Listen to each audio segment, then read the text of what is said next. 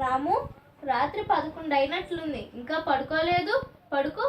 నాన్న, మన బీరువా ఉన్న గదిలోని ఏదో శబ్దం వస్తున్నట్లుంది కదా. నాకు వినబడుతుందిరా. పడుకో. నాన్న, దొంగలొచ్చుంటారేమో. అవును రాము, నాకు అలానే అనిపిస్తుంది. నాన్న, వాళ్ళు బీరువా తాళాలు పగలగొడుతున్నట్లున్నారు.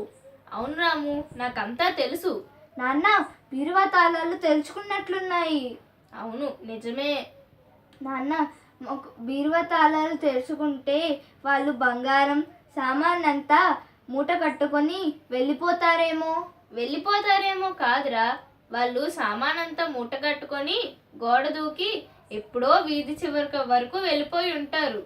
నాకు అంతా తెలుసు. పడుకో.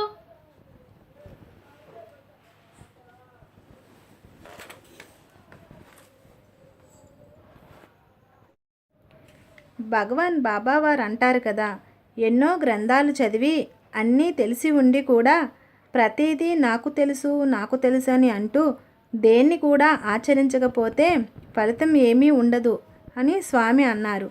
జై సాయిరామ్.